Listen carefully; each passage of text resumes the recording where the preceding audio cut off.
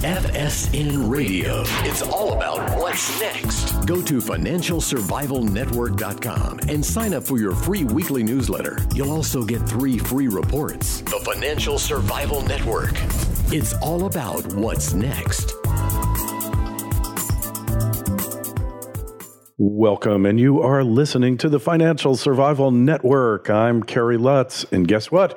It's October 2nd, 2018. Don't forget that October is National Lie to Your Pollster Month. Anybody calls you asking who you're going to vote for, tell them you're going to vote for John McCain, or tell them you're going to vote for Bernie. Tell them anything but the truth, because before there was fake news, there was polling. And polling is the epitome of fake news. In fact, polling is not news. It's a survey. And if you help make the results unreliable, they'll stop doing it, or they'll just stop doing it, stop polling, and just publish false results. Either way, it'll become even more inaccurate than it is already. We urge you to honor National Lie to Your Pollster Month. Hey, as always, be a part of the show. Join us. Email us, kl@kerrylutz.com. Well, trade is all in the news. It looks like there's a superseding agreement to replace the drastically flawed NAFTA agreement. China is starting to buckle under lower stock prices and a slowing economy. There's a whole plethora of trade issues that are coming to fruition now. Person who was in on trade as a major issue, both in the election and in governance, is our good friend Michael Stumo, CEO of Coalition for a Prosperous America. And Michael, we welcome you back. Hi, Kerry. It's great to be here. Hey, it's great to be here, and it's great to be talking about great news for America, as one of our other guests, Gerald Lamero, is fond of saying. This really is good news for America, isn't it? It really is. It shows that the administration's tactics to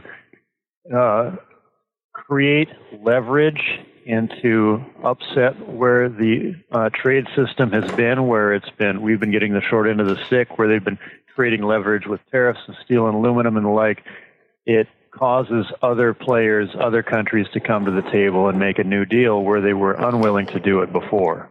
Hey, and Trump has said the U.S. has been the piggy bank of the world since World War II, in any event, really arguably back to World War I. I mean, it's high time, isn't it?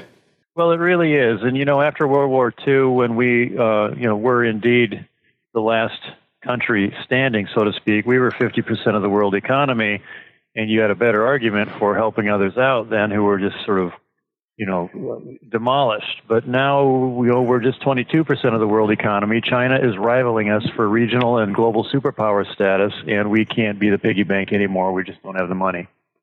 Hey, and that's true on so many levels, both domestic and certainly with international trade. I mean, really, Trump, everyone said this was going to be bad. This was going to start a trade war.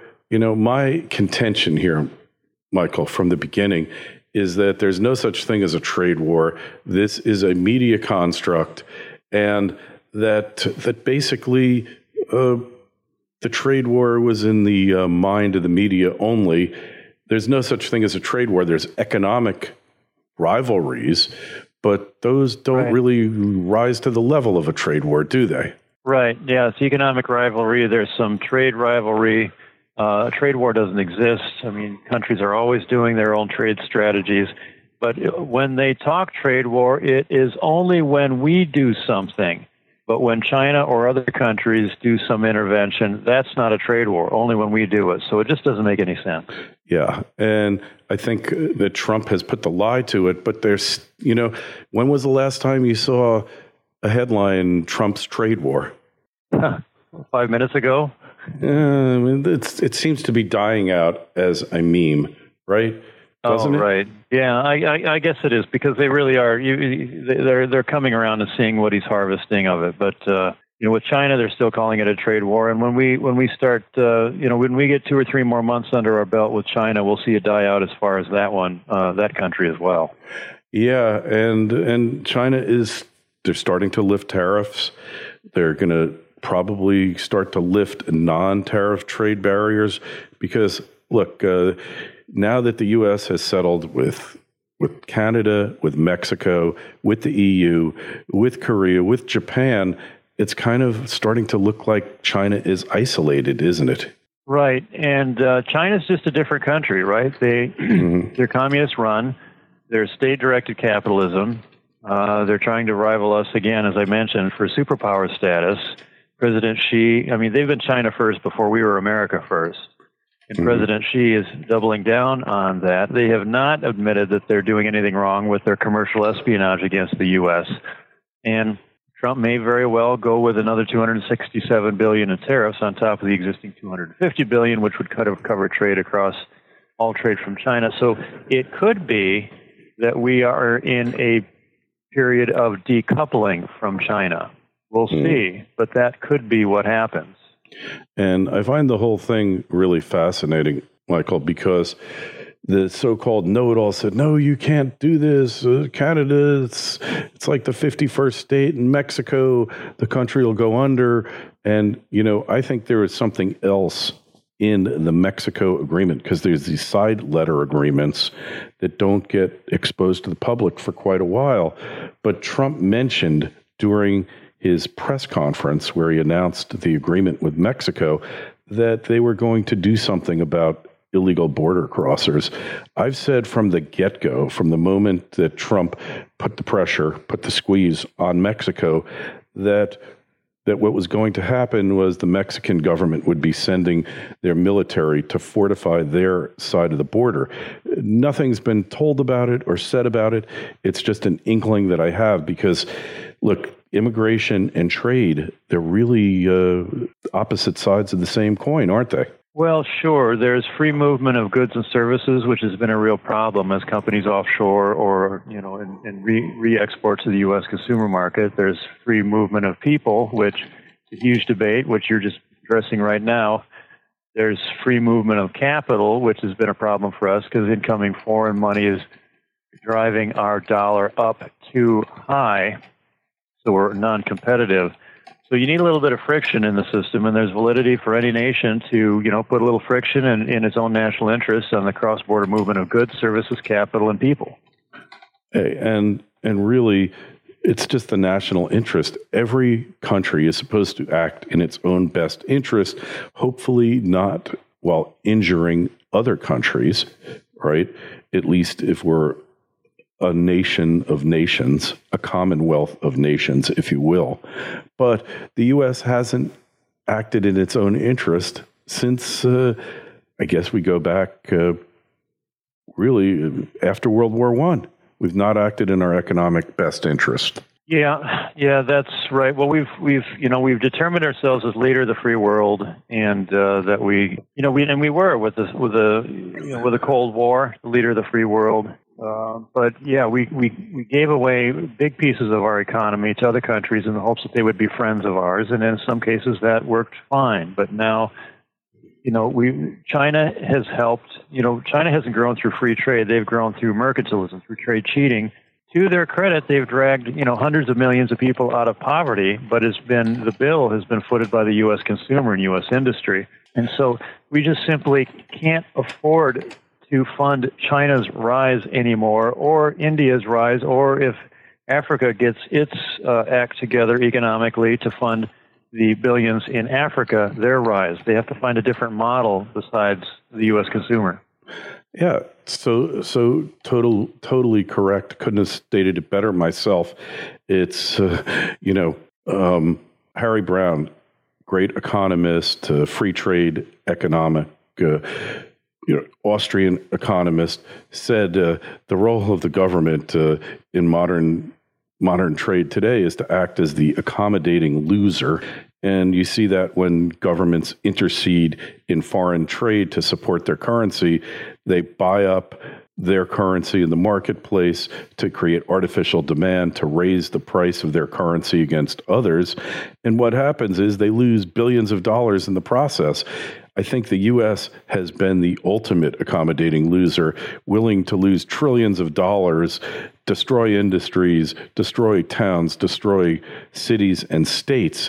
And what did we get out of this, Michael? Yeah, we got deindustrialization, low-quality jobs, a shift from full-time, meaningful work that you can retire with dignity on to the gig economy of holding down 3 jobs, low-quality jobs, short week hours, lower wages, and a myth of full employment in that low job quality environment. So we flipped, good manufacturing and full-time jobs for burger flippers and Frappuccino servers. FSN Radio. It's all about what's next. The right hire can make a huge impact on your business. That's why it's so important to find the right person. But where do you find that individual? You could try posting on the job boards, but can you really be sure the right person sees your job? Instead, find the person who will help you grow your business with LinkedIn. As the world's largest professional network, people go to LinkedIn every day to grow professionally and discover job opportunities. And 70% of the U.S. workforce is already there. LinkedIn Jobs matches people to your role based on more of who they really are, their skills, interests, and even how open they are to new opportunities. This way, your job gets seen by more of the right people. Most LinkedIn members haven't recently visited the top job boards, but 9 out of 10 members are open to new opportunities. So you can only reach them on LinkedIn. That's why a new hire is made every 10 seconds using LinkedIn. And businesses rate LinkedIn 40% higher than job boards at delivering quality candidates. Hurry over to linkedin.com/FSN and get $50 off your first job post. That's linkedin.com/FSN to get $50 off your first job post. LinkedIn.com/FSN. Terms and conditions apply. The Financial Survival Network. It's all about what's next. Yeah, hey, and I like a good Frappuccino as much as the next person, but a Frappuccino barista is not a substitute for a good-paying blue-collar job and really isn't as productive. I mean, what happens with the Frappuccino? You drink it and it's gone, and then no economic activity happens till you order the next Frappuccino. But with blue-collar jobs, working-class jobs, producing goods, those goods find their way into the economy and the money gets circulated around the economy. Certainly, wealth creation is greater for making an I-beam that's going to go in a building or on a bridge than it is to build a Frappuccino, which is going in your belly. Right. In the global competition for good jobs and industries, you got to have a substantial part in the industries of the future. And that's a lot of, existing core manufacturing, but also the advanced manufacturing. We have the auto industry, which absorbs a lot of workers, a lot of capital, produces a lot of innovation. The computers in the cars are rival anything else, aerospace, et cetera. We've lost industries like semiconductors, LED lighting, robotics, et cetera, which if we had those industries would employ a lot of people. And we have about 10 or 11% of our economy is manufacturing, and people say, well, manufacturing is going away. But Germany doesn't believe that. South Korea, Japan, they have double or triple the proportion of manufacturing in their economy. They have robots. They have more robots than we do. And it isn't the end of work. It's just the robots, some automation, and people work, together. But you need that. And understand you're not going to educate our way out of this because 66% of the workforce doesn't have a college degree, a 4-year college degree. Not that they should. That's just the nature of a workforce. You've got to have an economy that provides good jobs for everyone, including recognizing the fact that most of every country's workforce is not going to have a PhD. Yeah, exactly. What you're saying is so true.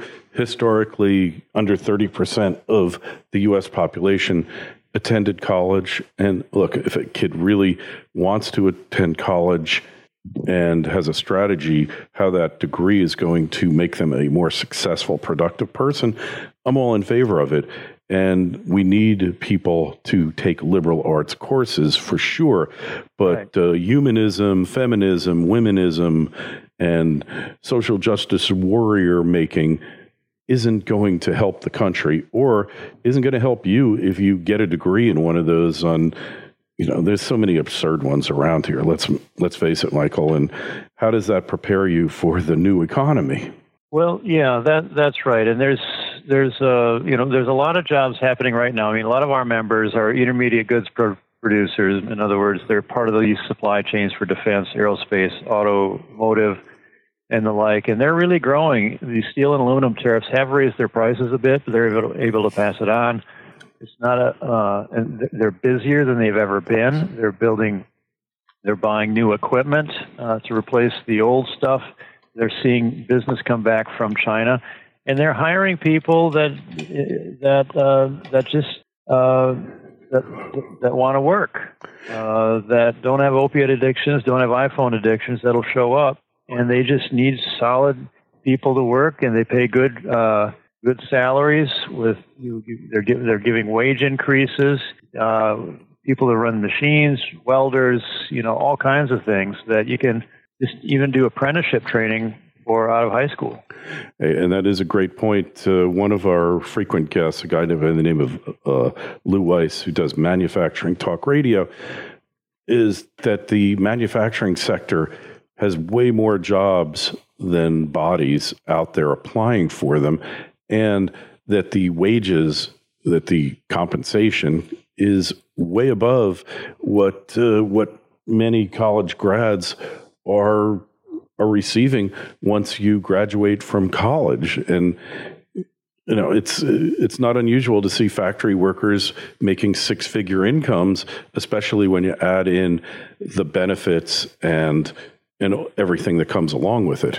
Right. And so as we go forward, these wages are going to be coming up, which is one of my member CEOs said, we're having to raise wages to attract people. And if you raise wages to attract people, that means you got to raise wages for the people that you've already got working for you. But he said that's a really good problem, because it's wage increases that give people good lives, allow them to buy the very things you make, and that's why Henry Ford doubled his workers' wages in 1914. That creates the virtuous cycle of wage earning and consumption to keep the business cycle going. Hey, and I think unionization has really stood in the way here, but we see a lot more states now have gone for right to work. We had that momentous Supreme Court decision, which said that if you're a public worker, a city, state, municipal, whatever, you can't be forced into unionization. And what do you think the long-term result of that is going to be? Well, I'm of two minds with the unionization, because there was a time in our country when workers were treated extremely poorly, and they needed a little bit of organizing in order to push back against the robber barons of the day that did treat them poorly. So there's a role for giving the wage portion of our economy a voice, and not just the multinational capital part of our economy the voice, because again, wages are the big thing, but it's what most of us live on rather than our stock portfolio. So it can go either way in my view. So. Mm-hmm. Yeah, I hear you. And what we saw with the auto manufacturers is a lot of damage done by the unions. You had overtime fraud, you had time and attendance fraud, you had many things that unions, really fraudulent practices that they engaged in that really were injurious to their masters, to their corporations, their employers that you work for.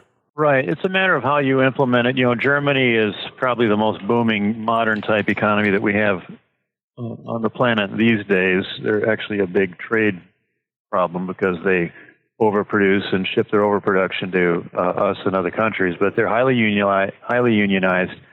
They have a high quality. They actually have a nice relationship between the worker side, between the unions and the business there, and seem to get along pretty well. So I think you can implement these models, in good ways, bad ways, and everything in between. And you do want to see your workers, if the company's prospering, the company's employees need to prosper too. It can't just go into stock buybacks and stock options and bonuses for management.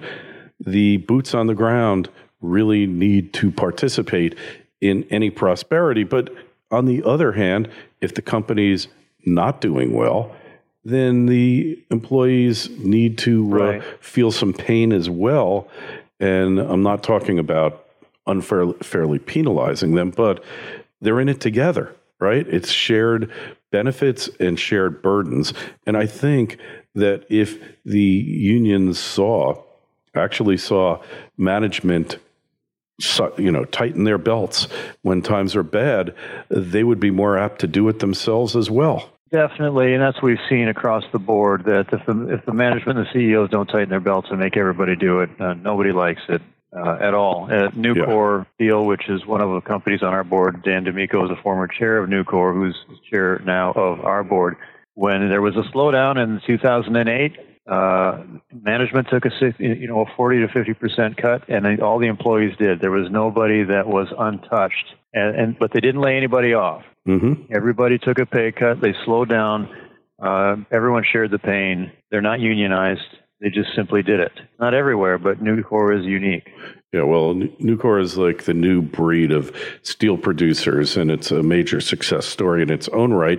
And no doubt, a lot of their success has come from these types of practices. That's right. And if we didn't have the China shock of the Chinese products flooding our market with subsidized, stolen, whatever you have at technology and production, you would have that took out so many of our companies and made them sort of on life support. You would have had a lot more wage growth, because when you start throwing your market into direct competition with subsidized low-wage China, you lose pricing power and wages stagnate, and that's another way when they've taken wealth out of our economy that we would have otherwise expected, but for their bad practices. Yeah. So, and just like the company's in it together, the world's in it together as well. And we need to stop with yes, you put your own country's interest ahead of the rest of the world. I don't think that's unreasonable. And I don't think anybody could believe that's unreasonable, but you can't be a parasitic entity like on that old Star Trek episode where it was a big barrel-shaped thing and it ate up planets and universes and stuff. You just can't. Like the Borg. Yeah, right. You can't have that in this day and age. You protect your national interests to the extent, and except to the extent that you harm others. Yeah, and you can't deliberately go out to harm others in furthering your national interest, not just protecting it, but actually furthering it at the expense of all others. Right. Hey, it's got to be a great time for you. You've been kind of ahead of the curve on all of this. Tell us again about your organization and how we get more involved with it. Yeah, actually, when you say that, I remember one staffer in Congress said, you guys are like Nostradamus. Mm-hmm. Everything you said 3 years ago is coming true. But we're at prosperousamerica.org. Hey, and keep up the great work, Michael. Hey, again, email us, kl@kerrylutz.com. If you're listening on YouTube, we'll be doing videos shortly. I know I promised yesterday, didn't quite work out, but click that subscribe button, click the bell, click the share, click the like button as well, and we'll be doing lots more of it, promise. And again, just take a look at our Facebook page. We'll be doing Facebook Live. We'll be doing YouTube Live. Finally got the hang of video. Finally cracked the code. And I look forward to all of you watching us in the near future. Hopefully we won't get shadow banned like we have been in the past. For before they even called it shadow banning. Again, just visit the site, financialsurvivalnetwork.com. Sign up for our newsletter. Don't forget, we've got our 11 medical hacks. I personally have saved over $50,000 in the past 4 years using these hacks. You can save a similar amount or perhaps even more if you've got a family. You can't afford to ignore it. And the best thing is, your quality of health care will at least stay the same or perhaps even get better, and you'll be more in control of the decisions you make. Anyways, Michael, always great having you on. We'll talk to you again soon. Keep up the great work. Thank you, Kerry. Pleasure to be here. FSN Radio. It's all about what's next. Go to financialsurvivalnetwork.com and sign up for your free weekly newsletter. You'll also get 3 free reports. The Financial Survival Network. It's all about what's next.